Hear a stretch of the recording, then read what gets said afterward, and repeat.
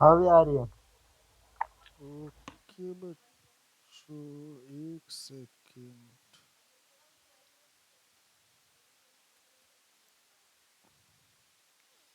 चलो देखो।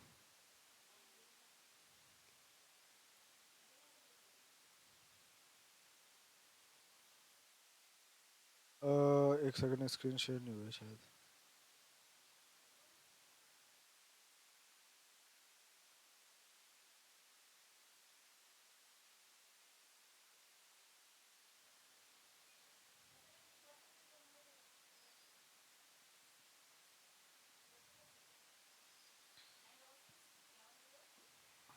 अभी दिख रहा है सबको स्क्रीन?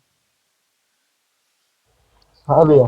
चलो बच्चों, आज हम देख रहे हैं लिमिट, ऑफसेट, मिन मैक्स। पहले लिमिट और ऑफसेट देखते हैं। अब देखो, लिमिट और ऑफसेट काम क्या करता है। लिमिट से तुम लोग समझ रहे होगे कि तुम्हारे पास अगर लार्ज वॉल्यूम ऑफ डेटा है तो तुम उसमें एक बैरियर लगा सकते हो। मान लो तुम्हारे पास 100 रो है, तो तुमने मूवीज की वेबसाइट पे या किसी व्लॉग की वेबसाइट पे तुमने एक पेजिनेशन देखा है। पेजिनेशन जस्ट लाइक कि तुम्हारे सामने बस 10 डेटा आता है, उसके बाद तुम नेक्स्ट करते हो, तब तुम अगले वाले पे जाते हो, हाँ ये देखा। है ना। तो उसे ही कहा जाता है पेजिनेशन। अब इसी का यूज करके ना हम लोग अपने फाइल को ऑप्टिमाइज करते हैं या अपने वेब पेज को ऑप्टिमाइज करते हैं, क्योंकि देखो अगर मेरे पास 100 डेटा होगा या जितना भी होगा, एक बार में ही सारा लोड हो जाएगा। अब सोचो कि अगर एक बार में कोई भी डेटा लोड होता है तो हम लोगों को बहुत ज़्यादा स्क्रॉल करना पड़ेगा। जस्ट लाइक तुम्हारा मूवी ऐप है ना। मूवी ऐप जब तुमने बनाया था तो वहाँ पे अगर मान लो वो जो 5,000 डेटा था हमारे पास मूवीज़ का, वो 5,000 का ही 5,000 लोड हो जाता मेरी वेबसाइट पे, तो मेरी वेबसाइट तो खिंचती चली जाती नीचे की साइड, है हाँ ना। भैया।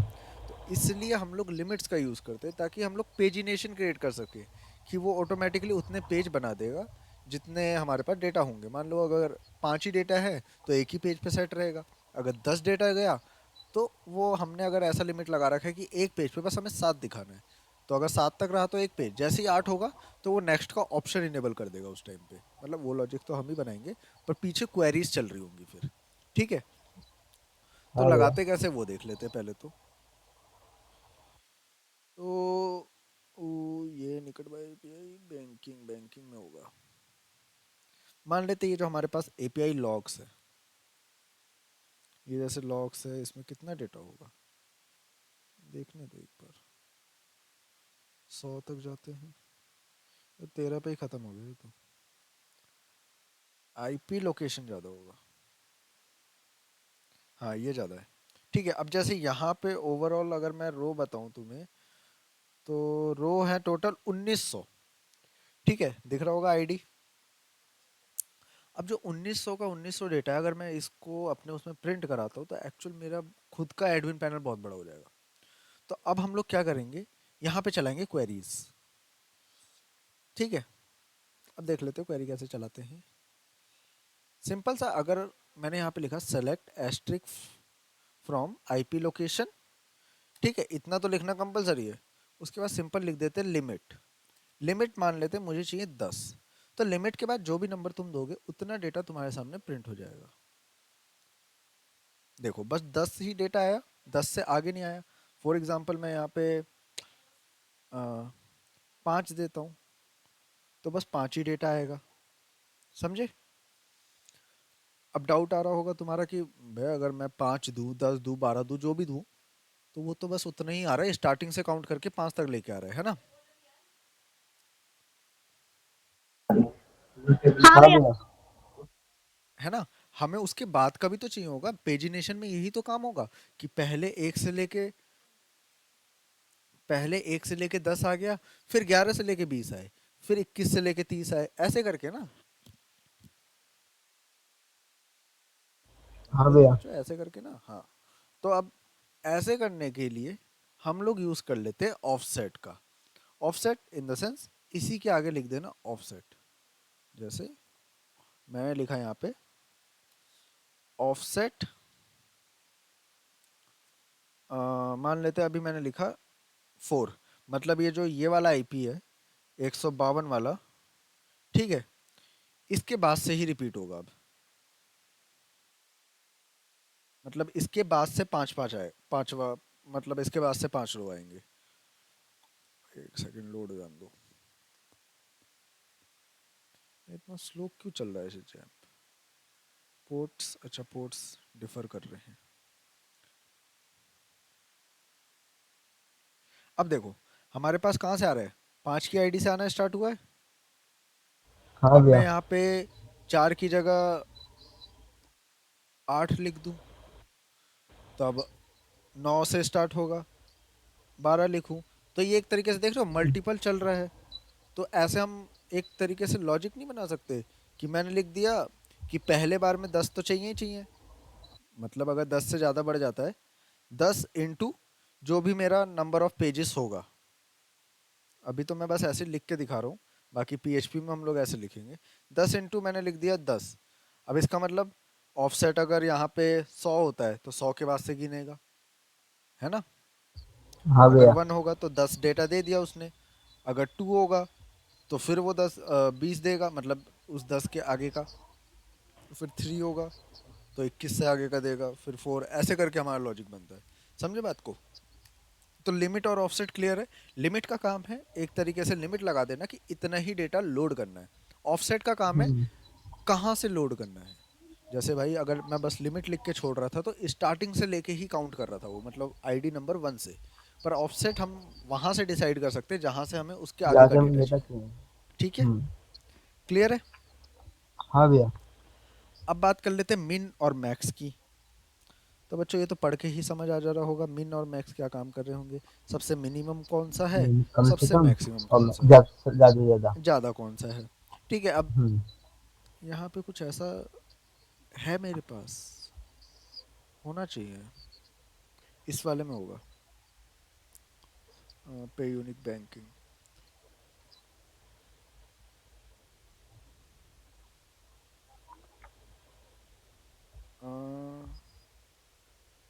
एड अकाउंट,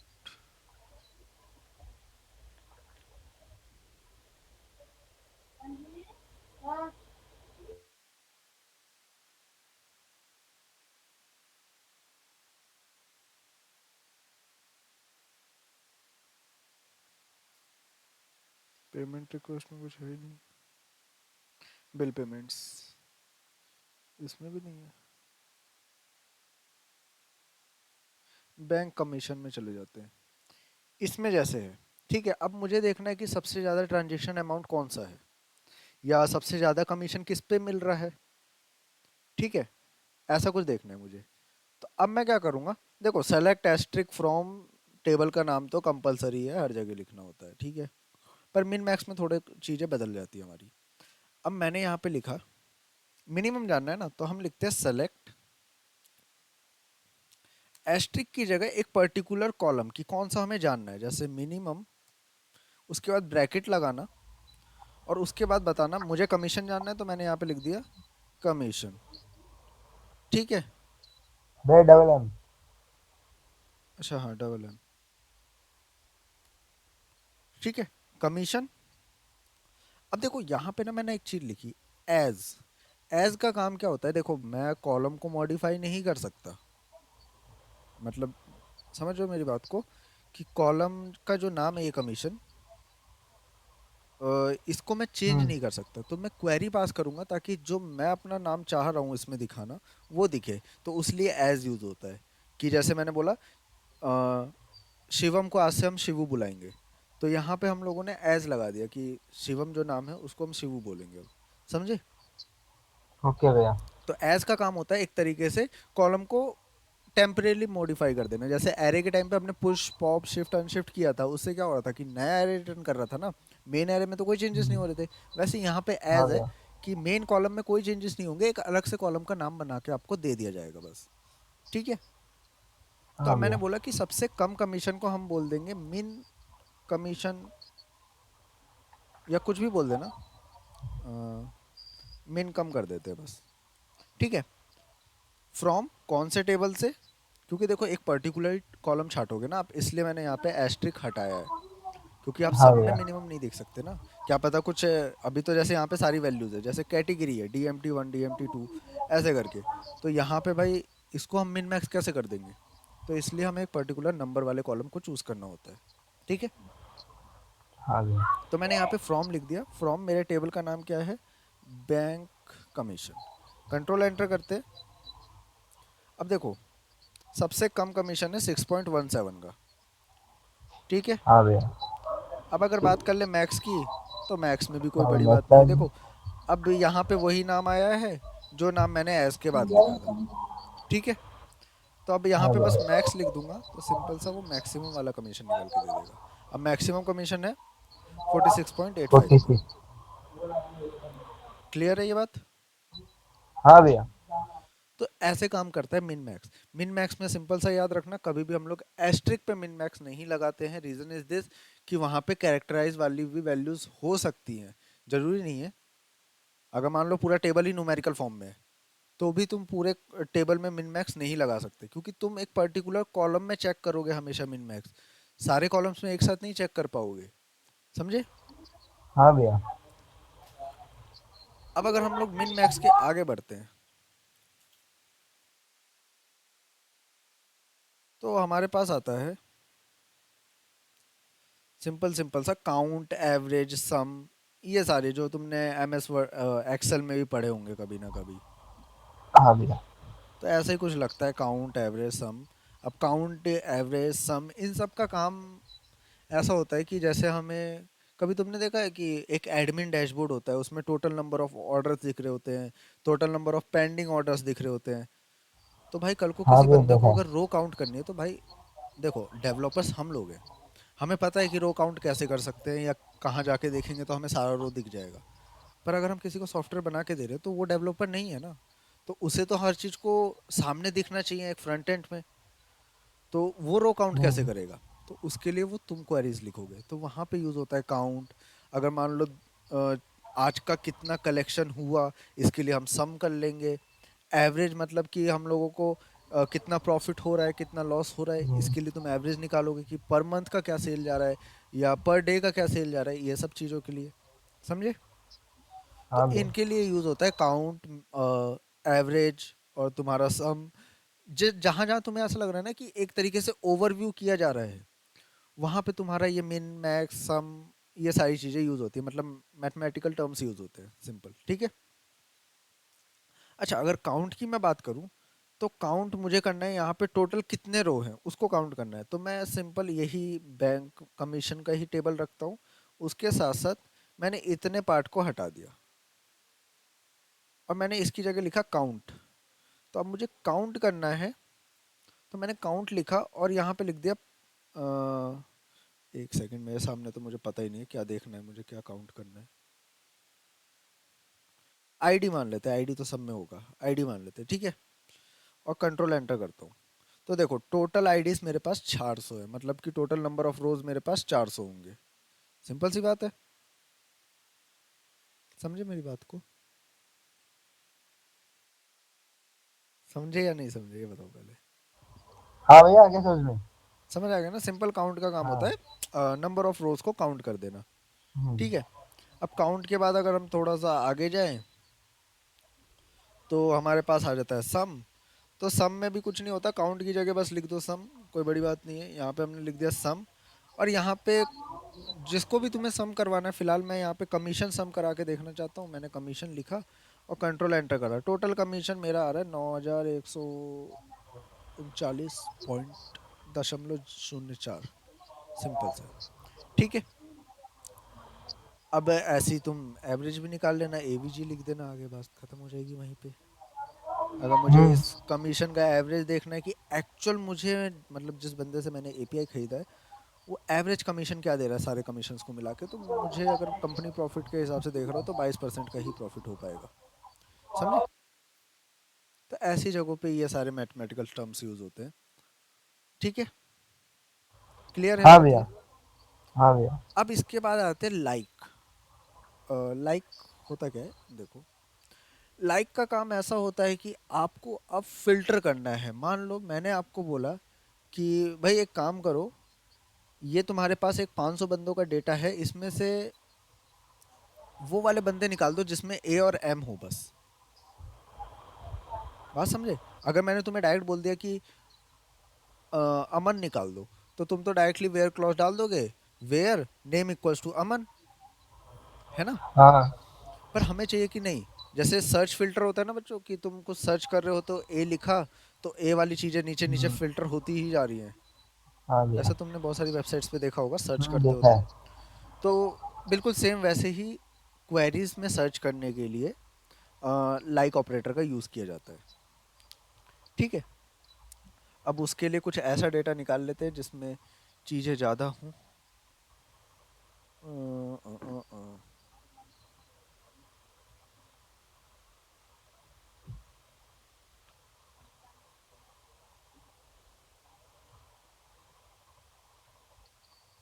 टेबल कौन सी रहेगी बीबीपीएस सर्विस में हो सकता है?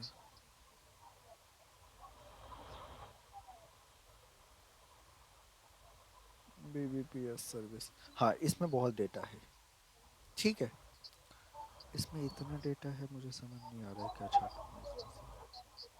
चलो हम छाट लेते हैं फिर भी। तो हमने यहाँ पे लिखा select asterisk from BBPS service. अच्छा वैसे हम्म, तुम लोगों को पता भी है बीबीपीएस क्या होता है? नहीं भैया। तुम लोग बिल पेमेंट करते हो पेटीएम से? हम्म। उसमें ना तुम देखना, अ, ऐसा सा लोगो बना रहता है।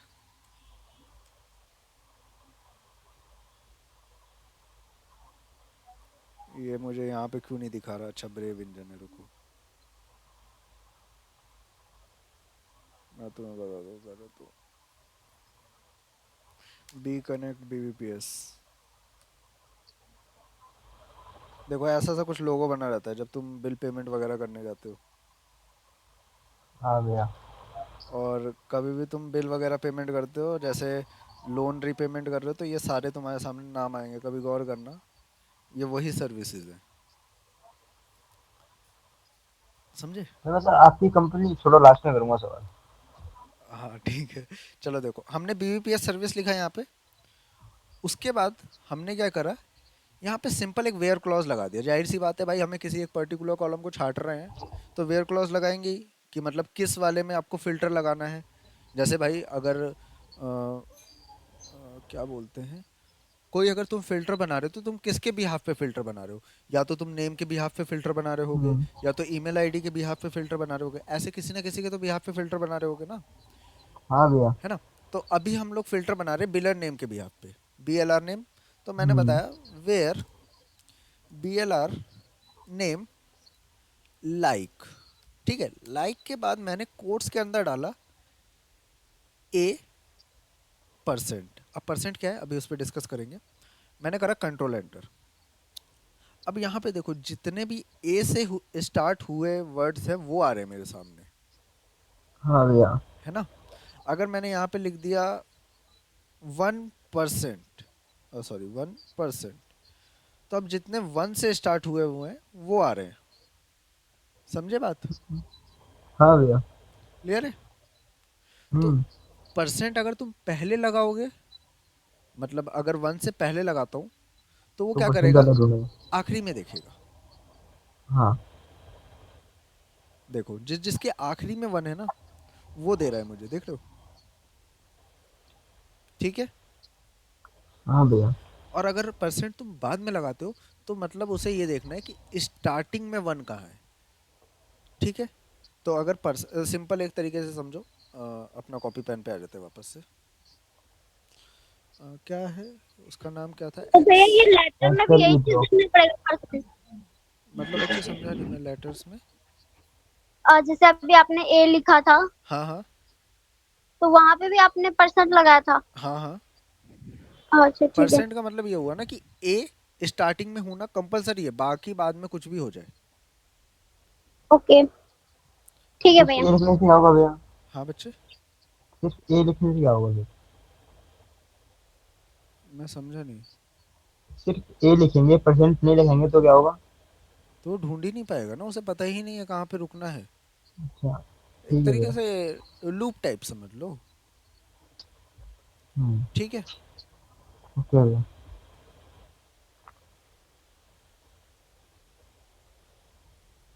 तो यहाँ पे मैंने एक लिख दिया बस सिंपल सा, वह इतना बड़ा क्यों दिख रहा है मुझे?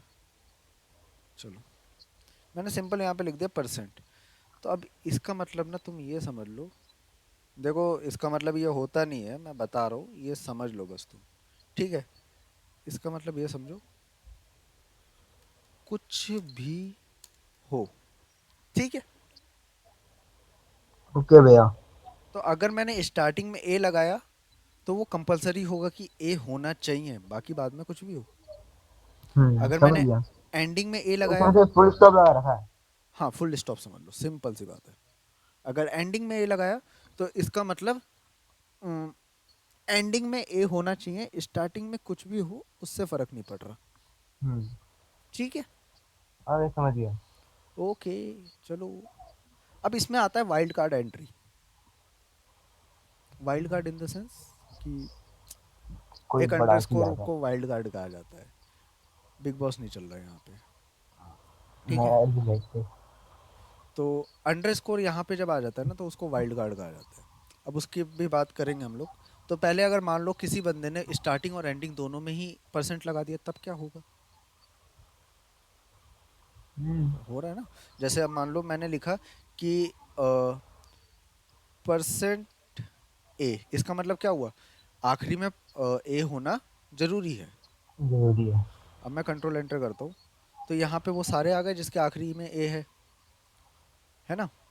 हाँ भैया। अब मैंने एंडिंग में भी परसेंट लगा दिया, इसका मतलब स्टार्टिंग में भी ए होना जरूरी है, एंडिंग में भी ए होना जरूरी है। तो अब तो पूरा डेटा ही आ जाएगा, सीधी सी बात है भाई। हम्म। मतलब बीच में ए होना जरूरी है, स्टार्टिंग और एंडिंग तो खत्म हो गया ना। तो जो तुम्हारी वो हाँ सर्च क्वेरी भैया। बनती है ना, वो ये वाला लॉजिक होता है। क्योंकि भाई बंदा कुछ भी सर्च कर सकता है भाई, हमें नहीं पता क्या करना चाहेगा वो, है ना। हम्म। तो इसलिए हम लोग स्टार्टिंग और एंडिंग दोनों में परसेंट लगा के बीच में हम लोग बोल देते जो भी इनपुट की वैल्यू आएगी वो यहाँ पे आ जाए खुद ब खुद। मतलब जावास्क्रिप्ट का लॉजिक आ जाता है फिर बीच में थोड़ा सा। ठीक है। भैया आ गया समझ। अच्छा, अब वाइल्ड कार्ड क्या काम करता है? अच्छा, एक और चीज़ बताना भूल गया। अगर मैंने 2 बार ए लिख दिया, डेट मीन्स 2 बार ए होना कंपलसरी है कहीं ना कहीं। जैसे ये देखो, डबल ए डबल ए, एक साथ 2 बार ए जो है वही डेटा दे रहा है मुझे। समझे? हाँ भैया। तो सिंपल सिंपल सी बात है, हम लोग सर्च कर रहे हैं एक तरीके से, सर्च का लॉजिक अभी समझ रहे हैं, आगे चल के सर्च भी बना लेंगे। हम्म। ठीक है। ओके भैया। अब उसके बाद आता है अंडर स्कोर। अंडर स्कोर का काम क्या होता है? अंडर स्कोर का काम ऐसा होता है कि मैंने ये बोला, क्या बोल रहा था मैं, कि उस कैरेक्टर में इतने कैरेक्टर के बाद ए होना जरूरी है, मतलब कुछ भी कैरेक्टर होना जरूरी है। जैसे अगर ये नाम है triple A internet service private limited, तो अगर मैंने यहाँ पे ये लगा दिया, जैसे ये थोड़ी देर के लिए हटा देते हैं, अंडर स्कोर ए, मतलब तीसरे नंबर पे ए होना जरूरी है। ये देखो, यहाँ पे तीसरे नंबर पे ए है, यहाँ पे तीसरे नंबर पे ए है, यहाँ पे भैया तो तीसरे ट्रिपल ए भी तो कर सकते हैं। हाँ। ट्रिपल ए भी तो कर सकते हैं। अच्छा, अगर मैं ट्रिपल ए कर दिया तो ये अबेकस वाला कैसे आएगा? बी आ गया ना बीच में। या अवैध वाला अच्छा। कैसे आएगा? या एमए कैसे आएगा, क्योंकि स्पेस आ गया बीच में। समझे? समझ गया भैया। तो वाइल्ड कार्ड का काम ये होता है कि आपने एक तरीके से डिफाइन किया कि आपको किस पॉइंट पे वो कैरेक्टर चाहिए। जैसे मुझे पता है कि शिवम के नाम पे वी आता है, SHIV चौथे नंबर पे। तो मुझे वो नाम निकाल के दे दो जो चौथे नंबर पे वी है जिस जिसके। हम्म। समझे? अच्छा तो 4 डैश दे देंगे, वी दे देंगे। हाँ। अब मान लो यहाँ पे हमने 4 डैश दे दिया, सही बात है। दो तो लगा ही रखे थे, एक दो दो और लगा दिए। ठीक है। अब यहाँ पे देखो, आधार आया, 4 कैरेक्टर के बाद ए। अब आया, क्या है ये नाम, अभियंत अब है आया, ना। 4 कैरेक्टर के बाद ए। NSB अकेडमी आया, 4 कैरेक्टर के बाद ए। समझे? हाँ भैया। तो अब देखो, तुम्हें परसेंट समझ आ गया है। इसमें भी वही लॉजिक है। अगर मैंने आगे लगाया है तो आगे से काउंट कर रहा है, अगर पीछे अंडरस्कोर लगा दूंगा, मतलब पीछे पीछे वाइल्ड से कार्ड काउंट लगा करेगा। दूंगा, तो पीछे से वो देखना स्टार्ट करेगा कि एंड में ए एंड ऑफ काउंट से कहाँ पे है, समझे? हाँ भैया। क्लियर है बच्चों ये बात है? हाँ भैया। कोई दिक्कत लाइक ऑपरेटर में? तो लाइक नहीं सिंपल भैया। सिंपल सी बात है, देखो जो अभी हमने आज पढ़ा, लिमिट और ऑफसेट। लिमिट और ऑफसेट यूज होता है पेजिनेशन जैसी चीजों को बनाने के लिए, ठीक है? जो मैक्स मिन और काउंट एवरेज सम, ये जो हमने पढ़ा मैथमेटिकल टर्म्स, ये हमारे यूज होते हैं डैशबोर्ड वगैरह जब क्रिएट करते हैं उस टाइम पे, हम्म। ठीक है? और जो लाइक ऑपरेटर हमने पढ़ा, लाइक और वाइल्ड कार्ड, इसका यूज होता है हमारा, क्या बोलते हैं उसको, सर्च बनाने के लिए, ठीक है? हाँ भैया। क्लियर है? हाँ भैया। अब इनकी भी बात कर लेते हैं एक बार। इनमें एक तरीके से ना तुम्हारा और ऑपरेटर जो होता है ना, जैसे हमने स्टार्टिंग में पढ़ा था, और, हम्म। है ना? अ, मान लो मैंने तुम्हें बोला कि मुझे जो बिलर कैटेगरीज चाहिए, यहाँ पे जो B L R category name लिखा है ना, हाँ भैया। एक सेकंड में रिलोड हो जाने दो, मैंने रिलोड कर दिया। यहाँ पे B L R category name जो लिखा है, मुझे, मैंने बोला कि मुझे लोन रीपेमेंट चाहिए, और ब्रॉडबैंड पोस्टपेड चाहिए, और उसके साथ साथ हॉस्पिटल चाहिए। तो अब हम लोग अगर, जैसे हम लोग पहले करते थे वैसे अगर हम करें, तो हम ऐसे लिखेंगे ना, where B L R, B L R category name category. Equals to loan repayment.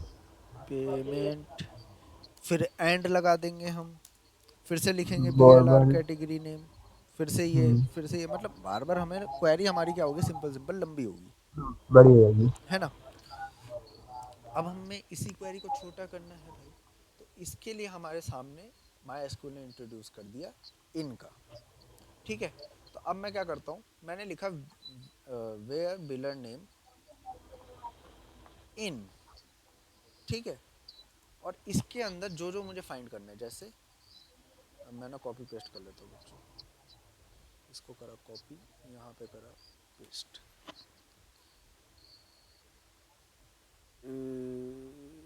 ऊपर वाला, ऊपर वाला। ब्रॉडबैंड, हाँ नहीं, एजुकेशन फीस का डेटा बहुत ज़्यादा है इसमें, जो हम्म। 25,000 टोटल डेटा है उसमें से 18,000 एजुकेशन फीस ही है। तुम कभी पेटीएम खोल के देखना, उसमें सबसे ज़्यादा बिल पेमेंट का ऑप्शन एजुकेशन फीस के अंदर ही आते हैं, क्योंकि उनका जो जो रजिस्टर करता है वो बीबीपीएस डाल देता है इसके अंदर उसको, इसलिए हम छोटे छोटे डेटा लेंगे। ठीक है, ये हमने हॉस्पिटल रख दिया, कंट्रोल एंटर करते हैं, ये हमें अब वही निकाल के देगा जो हमने 3 लिखा था। अब यहाँ पे हम लोग बार बार बिलर नेम लिखने से बच गए, पहली बात, बार बार एंड लिखने से बच गए, हाँ भैया। समझे? तो सिंपल सिंपल से जो हमने एक टाइम पे पढ़ा था ना, स्विच केस, हम्म। वो हमें क्या कर रहा था, बार बार वेरिएबल डिक्लेयर करने से बचा दे रहा था ना। हम डायरेक्टली स्विच के अंदर वेरिएबल डाल देते थे, उसके बाद जितने केसेस बनते थे बना देते थे, है ना? हाँ भैया। तो वही काम हो रहा है यहाँ पे इनके साथ। अच्छा, अगर कल को किसी बंदे को वो, अगर मैंने बोल दिया कि भाई मुझे वो सारे डेटा चाहिए सिवाय इन तीनों के, तो यहाँ पे नॉट वाली बात आ गई ना, हाँ। तो यहाँ पे नॉट लगा देना इनसे पहले, और कुछ है ही नहीं। मैंने अगर लिख दिया नॉट इन, अगर वो चीज़ नहीं होती है, तो देखो वो चीज़ नहीं है, तो बाकी सारा एजुकेशन फीस और हाउसिंग सोसाइटी बच गया, और इसका डेटा एक्चुअल जाएगा यहाँ पे 849 आखिरी, इंश्योरेंस क्लब एंड एसोसिएट, समझे? क्लियर है हाँ इन? भैया। हम्म। अच्छा, बिटवीन समझ गए होगे, बिटवीन का काम क्या होगा, दो चीज़ों के बीच का दिखाएगा, और बिटवीन पता ही चल रहा होगा कहाँ पे यूज़ कर सकते हैं, न्यूमेरिकल वैल्यू के बीचों बीच, क्योंकि अगर मैंने बोला कि भाई मुझे ये दिखा दो एजुकेशन फ़ी और इंश्योरेंस के बीच का डेटा, तो भाई ये तो कोई न्यूमेरिकल वैल्यू है ही नहीं, वो अल्फ़ाबेट को थोड़ी गिनने बैठेगा अब, कि ई और आई के बीच में क्या क्या आ जाते हैं, समझे? तो हम्म। बिटवीन तुम्हारे न्यूमेरिकल वैल्यूज़ में यूज़ होंगे। तो एक बार न्यूमेरिकल वैल्यू खोल के उसमें अप्लाई करके देख लेते हैं। तो फैच बिल, ये लोग बिल फैच करके ले आए थे।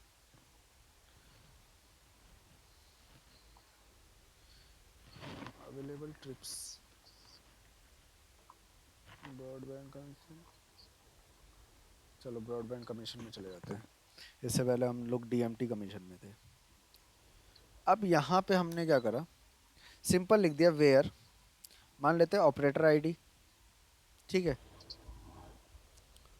तो वेयर बिटवीन, अब दो नंबर दे देना।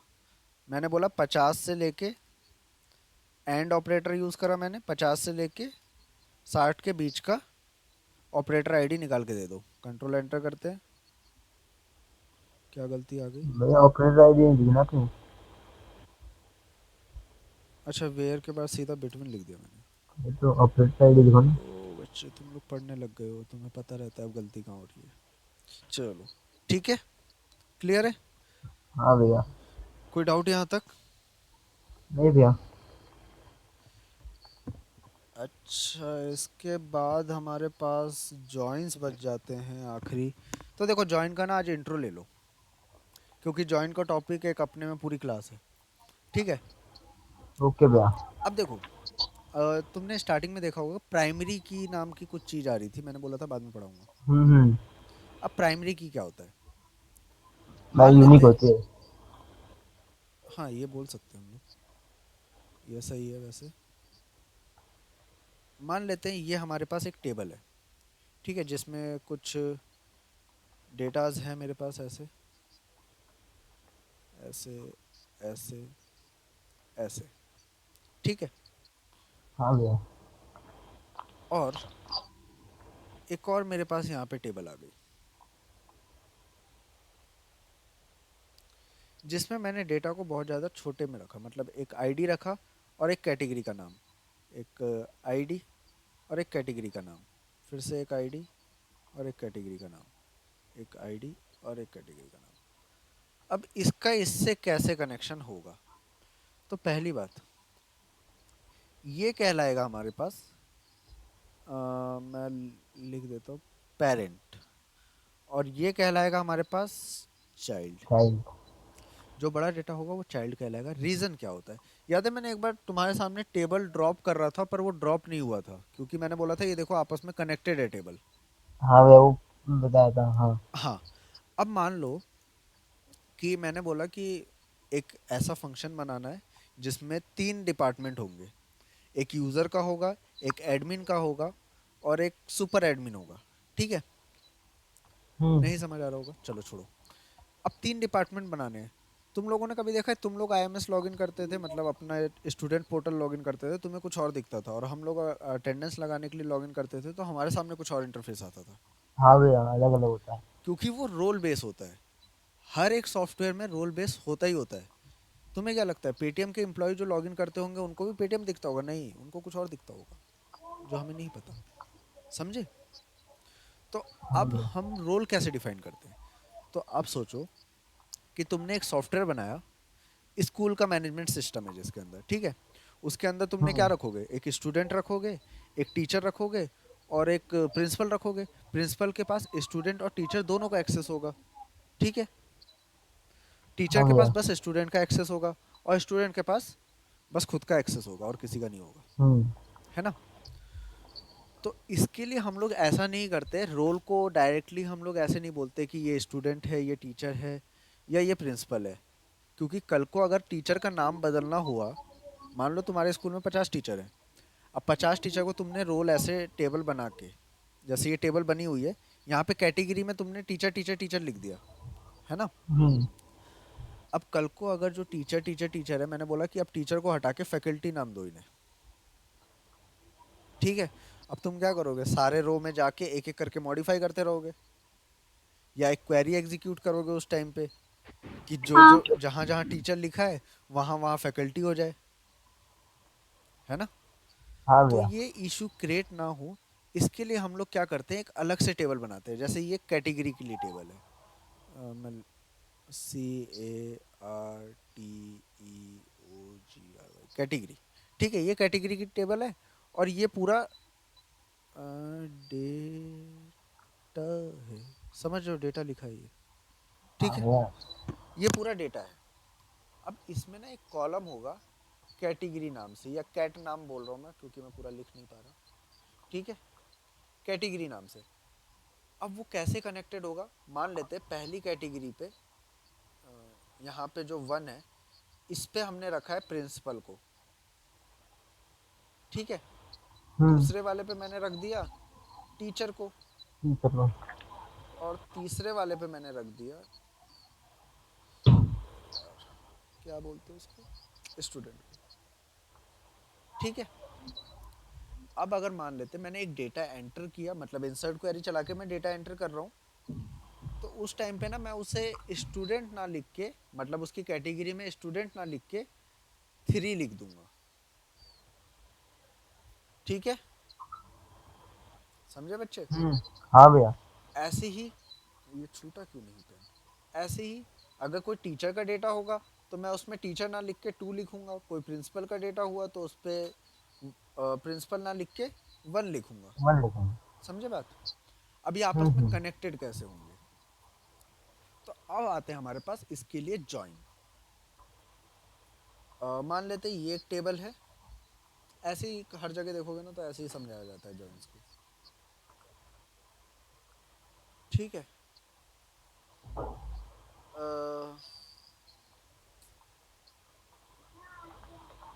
दूसरा हो गया, तीसरा हो गया, ठीक है। अब देखो जो आता है तुम्हारे पास लेफ्ट जॉइन, लेफ्ट जॉइन का काम क्या हुआ, देखो टेबल भी ना राइट लेफ्ट होती है बच्चों, ठीक है। हाँ भैया। जैसे राइट लेफ्ट अब पता कैसे चलता है, यहाँ पे बताना थोड़ा सा समझ नहीं पाओगे कि ऊपर नीचे का होता है।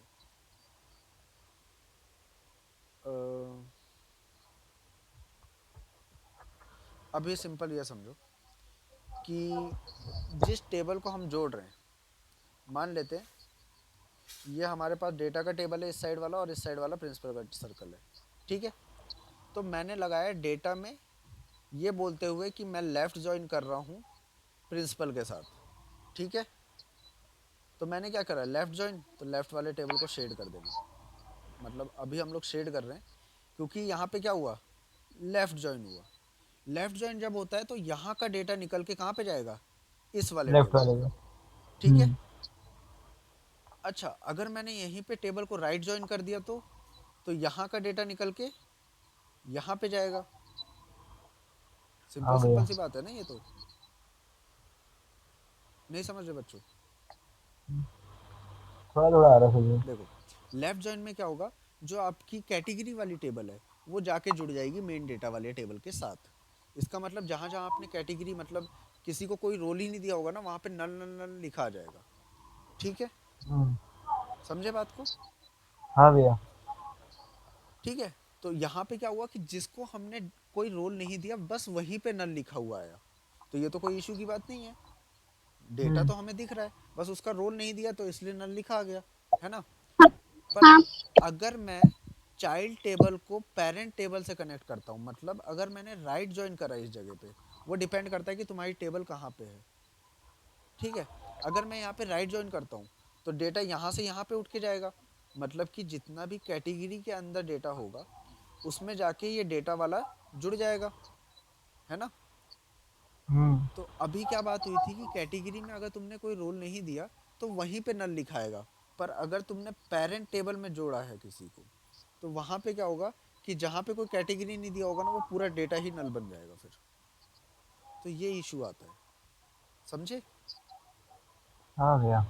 तो ये हम लोग प्रैक्टिकल देखेंगे, अभी बस ये समझो कि टेबल जुड़ रही है बस, ठीक है।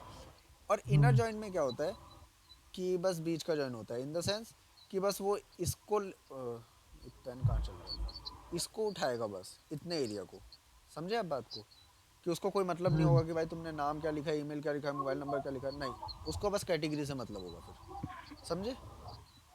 हाँ भैया। तो सिंपल सा लेफ्ट जॉइन में मतलब मेन होगा उसे पूरे के पूरे कैटेगरी वाले टेबल से, राइट जॉइन में उसे मतलब होगा इसके डेटा से, ठीक है। और इनर जॉइन में मतलब होगा बस बीच के पार्ट से, इतने वाले पार्ट से। तो ऐसे जॉइंस होते हैं जिसमें दो टेबल्स आपस में जुड़ी होती है। अब मैं एक तुम्हें एग्जांपल भी दिखा देता हूँ, शायद उस दिन भी देखा था हमने, वैसे याद नहीं होगा। अब देखो यहाँ पे एक टेबल बनाई है एक बंदे ने, मतलब हम ही लोगों ने, रोल। तो यहाँ पे बस हमने रोल लिख दिया है कि जैसे उसका रोल एडमिन होगा, दूसरा रोल एपीआई पार्टनर हुआ, तीसरा रोल क्या हो गया, एडमिन पार्टनर। ठीक है। अब मैं अगर तुम्हें हम्म। यूजर्स में जाके दिखाऊं तो उसने ना रोल में एडमिन या एपीआई पार्टनर ये सब नहीं लिखा होगा। रोल में क्या है, 1 है और 2 है। तो 1 में जो था एडमिन था और 2 में था एपीआई पार्टनर। तो इसका मतलब जो ये सूचित है वो क्या है, एपीआई पार्टनर है, और जो ये पीजीपी है ये क्या है, एडमिन है। समझे बात को? हाँ भैया। क्लियर है बात अब? हम्म। कोई दिक्कत यहाँ पे? नहीं भैया। बहुत बढ़िया। तो आज के लिए इतना था, और कल तुम्हारा लास्ट क्लास होगा माई एसक्यूएल का, बस माई एसक्यूएल का। ठीक है, मतलब ये नहीं है कि माई उसका एसक्यूएल खत्म हो गया। कोई गया गया यहाँ से? नहीं गया। उसके साथ हम लोग फिर से माई एसक्यूएल पढ़ेंगे, मतलब जितनी भी अभी तुमने क्वेरी पढ़ ली है ना वो दोबारा पढ़ोगे अभी तुम, जब हम लोग पीएचपी के साथ इंटीग्रेट कर रहे होंगे इन सारी क्वेरीज को। ठीक है। उसके बाद क्या चलेगा भैया? पीएचपी पीएचपी और माई एसक्यूएल एक साथ चलेगा उसके बाद। अभी ठीक है हमने भैया। पीएचपी अलग पढ़ा, माई एसक्यूएल अलग पढ़ा, है ना? हम्म। अब हम दोनों को साथ में पढ़ेंगे।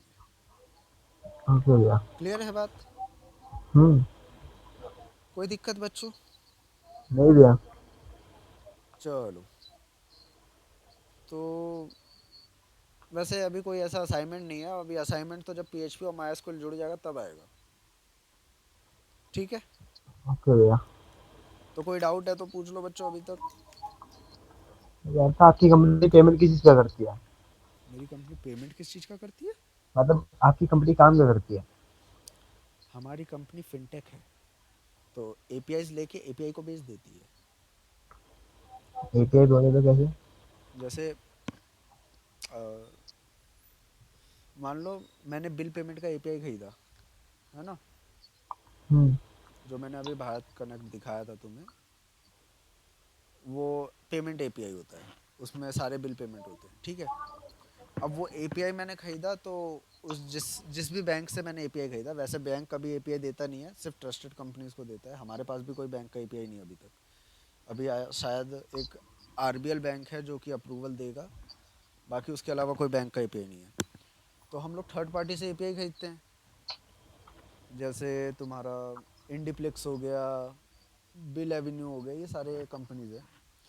तो हम्म। यहाँ से हमने एपीआई खरीदा। तो हमने एक डील करी कि भाई अगर इस एपीआई पे 100 रुपये का रिचार्ज होता है तो 2 रुपये हमें मिलेगा। ये एपीआई क्या है? ये एपीआई है क्या असल में? एपीआई एप्लीकेशन प्रोग्रामिंग इंटरफेस ये है। अच्छा। देखो एपीआई का काम सिंपल सा होता है ना, कि चीज़ें बनी बनाई है, तुम्हें इंटीग्रेट करनी हम्म। है ना? तो अब हमारा हाँ। काम क्या होता है कि हमने एक एक्स कंपनी से एपीआई खरीदी। कहाँ गए, यहाँ पे समझाता हूँ। एक्स कंपनी से एपीआई खरीदा, ठीक है। हाँ। अब हमारे पास वो एपीआई का एक्सेस आ गया, हम्म। ठीक है। हाँ भैया। अब उसने हमसे एक डील करी, वैसे ये 100 रुपये का कोई डील नहीं होता, ठीक है। तो उसने हम्म। हमसे बस ऐसा डील किया कि भाई आप 100 रुपये का रिचार्ज करोगे ना तो आपको 2 रुपये मिलेगा। अच्छा। मतलब अगर मैं इस बंदे की एपीआई से रिचार्ज करता हूँ तो मुझे कितना रुपए मिलेगा, 2 रुपये मिलेगा। दो कभी भी रुपये तुम देखना साइबर कैफे, जब तुम पैसे वैसे डलवाने जाते हो या पैसे 15 निकलवाने रुपये होते ज़्यादा हैं, ले लेता है। नहीं वो पैसे ज़्यादा लेता है, वो तो अपना पैसा लेता है, वो अलग से हम्म। कमाता है। और कभी भी देखना वो पेटीएम, तुम कहोगे ना कि बहुत से दुकान वाले मानते हैं और बहुत से नहीं भी मानते। तुम अगर उनसे कहोगे ना कि मैं पेटीएम से पैसे दे रहा हूँ, आप पैसे निकाल के दे दो, तो वो मना करते हैं, क्योंकि वहाँ पे उनको कोई कमीशन नहीं मिल रहा होता। तो हमारा यही काम है कि हम लोग ऐसा डैशबोर्ड बनाते हैं जिससे सामने वाले को कमीशन मिले। तो वो हमेशा उनके सिस्टम में गौर करना हो कि वो एक अलग सा डैशबोर्ड खोल के बैठे होते हैं जो सॉफ्टवेयर तुमने आज तक देखा नहीं होता, क्योंकि वो सॉफ्टवेयर हाँ कमीशन दे भैया। रहा होता है। अब हमारे कंपनी ने क्या किया कि 100 रुपये का रिचार्ज करने पे 2 रुपये हमें दे रही है, तो हम सामने वाले हम्म। को ये कह के बेचेंगे कि भाई हम तुम्हें 80 पैसा दे रहे हैं। तो उसका तो अच्छा। फ़ायदा ही है, अगर एक दिन में वो 10 का भी रिचार्ज करता है तो 8 रुपये कमाया। वैसे इतना नहीं होता, वो ट्रांजेक्शन के बेसिस पे होता है कि अगर आपने 1000 रुपये का ट्रांजेक्शन किया तो 20 रुपये आपको मिलेगा। तो तो अगर एक दिन में वो 20,000 करता है तो अलग से वो पैसा कमा लेता है कमीशन के बेस पे। ठीक ये है। समझे? तो हाँ ये भैया। फिनटेक का एपीआई लगाते हैं हम लोग। और मुश्किल यहाँ पे यही आती है कि जैसे तुम्हारे सामने तो अभी ऐसे ही डेटा बना हुआ है, ये अभी इसका कलेक्शन वॉलेट है, ये इतना कलेक्शन है एडमिन के पास। तो तुम्हारा एपीआई तो सिंपल सिंपल होता है कि एबीसीडी आया, एबीसीडी को ही भेज दिया। फिनटेक में ऐसा नहीं होता, फिनटेक में एक्चुअल सिक्योरिटी देखनी होती है कि अगर एबीसीडी आया है, पहली बात तो एबीसीडी कभी आता ही नहीं है, हैश एट द रेट पता नहीं क्या क्या लिखा आता है आल-बाल चीज़, उसको हमें डिक्रिप्ट करना पड़ता है, फिर उसको दिखाते हैं, फिर उसको वापस से इनक्रिप्ट करते हैं, फिर सामने वाले पे भेजते हैं, तब जाके वो परफॉर्मेंस काम करता है अबे कोई जॉब वगैरह है क्या? हमारी कंपनीज में। नहीं, आपकी नज़र में कोई? बच्चों एक बार तुम लोग ना रिज्यूमे भेजो, तभी तो मैं तुम्हारे देखता हूँ, मैं फिर उसके हिसाब से फिर मैं तुम्हारे ग्रुप पे पोस्ट भी भेजूंगा कि ये जॉब है, इस पे अप्लाई करो और जाओ। ठीक है भैया, मैं भेज दूंगा रिज्यूम आज। तो सबके सब ना अपना रिज्यूमे भेज देना एक बार ग्रुप पे। भैया वो एक रिज्यूम बना रहा था मैं, वो क्या कहते हैं, वो जो एक देखो एक बच्चों, वेबसाइट से सिंपल बना रहा था सिंपल मैं। सा बात है। अब आखिरी बार बता रहा हूँ, मैं बार बार ये नहीं बता रहा। इन हैंस सीवी करके एक वेबसाइट है, इस पे जाना, एक रिज्यूमे फ्री बनाने को मिलता है, बढ़िया तरीके से साइन इन करना, ऐसा कुछ रिज्यूमे बना के देगा वो। ये सारे रिज्यूमे एक बार के लिए फ्री हैं, तो भैया ऐसा लेकिन कुछ। एक चीज इसमें एक चीज बताओ, इसमें हाँ, कुछ कुछ ऑप्शन आते हैं जो समझ में आता है, उसमें फिल क्या करें? क्या करेंगे मतलब? अरे पूरा रिज्यूमे बना होता है बच्चों, बस तुम्हें लिखना होता है। अभी ऐसे देखो, मैं अच्छा, मेरा मेरा बनाना एक बार। रिज्यूम का है मेरा, बस वो लॉगिन ना मांग ले, दिक्कत हो जाएगा। चलो, वर्क विद ओरिजिनल टेक्स्ट। अब देखो ये पूरा रिज्यूम बना के दे दिया वो मुझे। हम्म। अब क्या करना है? अब जैसे मैंने कॉलेज तो किया नहीं है, तो मैं यहाँ पे इस पे क्लिक करके कॉलेज उड़ा देता हूँ। हम्म। उसके बाद यहाँ पे मुझे कुछ एडिट करना है कि यहाँ पे मैं क्या काम करता था, इसको एडिट कर दिया बस, फटाफट। समझे? तो भैया हम वो तो मैं समझ गया कि एडिट कर सकते हैं, लेकिन हाँ, अब जैसे कि मान लो नीचे करो, जिम नीचे करो। हाँ, जैसे आप अगर इसमें हमें कुछ, जैसे अब landing page, divorce landing page, discovery landing page है जो, इसमें हाँ, हम क्या करेंगे? इसमें क्या करेंगे? तो तुम्हारे पास है ही नहीं ना, तो तुम क्या करोगे? कुछ तो मत करो, हटा दें। हटा ही दो। तो तुम्हारा रिज्यूमे छोटा होता चला जाएगा फिर। तभी तो कहता हूँ बच्चों, देखो मेरे पास एक्सपीरियंस है, ठीक है? मैं अगर ये हम्म। प्रोजेक्ट हटा भी दूंगा ना, मतलब ऐसे हटाने नहीं चाहिए, मैं यहाँ पे ये तो स्टार्टिंग फेज में था कि प्रोजेक्ट लगा दिया, अब मैं एक्चुअल बड़े वाले प्रोजेक्ट लगाऊंगा, एक या दो बस, क्योंकि मुझे अपना एक्सपीरियंस भी शो करना है, प्रोजेक्ट भी शो करना है। अब तुम्हारे पास क्या है? तुम्हारे पास बस प्रोजेक्ट होंगे भर के, क्योंकि देखो हमें रिज्यूमे भरने से मतलब है। अब मेरे पास एक्सपीरियंस है, इसलिए नीचे जगह नहीं बच रही मेरे पास, तब मैं अपनी चीज़ें कम करना स्टार्ट करूँगा। तुम्हारे पास अभी कुछ नहीं है तो तुम अपनी चीज़ें बढ़ाओ। एक्सपीरियंस नहीं है, कोई बात नहीं, प्रोजेक्ट इतने बना दो कि वो ऐसा फील आए कि भाई सामने वाले पे एक्सपीरियंस है वो। समझे?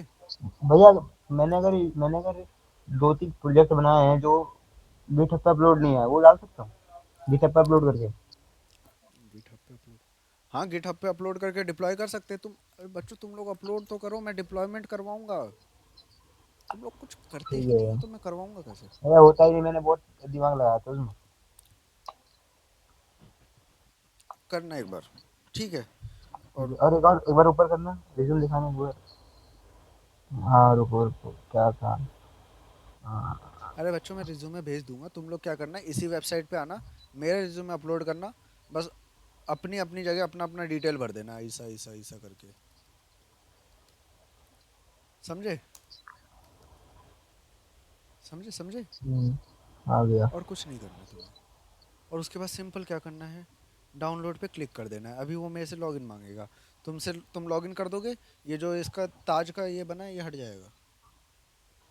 ठीक है भैया। समझे? हम्म। और कोशिश करना रिज्यूमे एक पेज में रहे, एक पेज से ज़्यादा ना रहे, क्योंकि हमारी कंपनी में खुद ही एक पेज से ज़्यादा रिज्यूम को रिजेक्ट कर देते हैं। ठीक है? कितने पेज का होना चाहिए रिज्यूम? एक। हाँ यही तो भैया। दिक्कत आता है। एक पेज से ज़्यादा रिज्यूमे नहीं होना चाहिए, ओके भैया। क्योंकि वहाँ पे एचआर एग्रीमेंट पढ़ने नहीं बैठेगी जो बार बार पेज पलट के देखेगी। वो डायरेक्टली सिंगल पेज पे ऐसा आई कैचिंग बनाओ कि भाई सारी चीज़ें एक ही बार में दिख जाए। और मगर भैया कभी भी इंटरव्यू में जाते थे क्या पूछते हैं? अरे पहले जाओ तो सही, तभी तो डिस्कस करेंगे। एक बार रिज्यूमे भेजो। मैं मैं कल ही आपको रिज्यूम भेजूंगा, आप बताना मुझे। हाँ ठीक है, सबके सब अपना एक बार ना रिज्यूमे भेज देना। उसके बाद हम लोग अब थोड़ा मार्केट में निकलो बच्चों, ऐसे थोड़ी होता है कि घर पे बैठे जॉब लग जाएगी। नहीं यार। ठीक है, ओके भैया। चलो बच्चों, गुड नाइट भैया। Good night. रिज्यूम भेज देना। हाँ हाँ।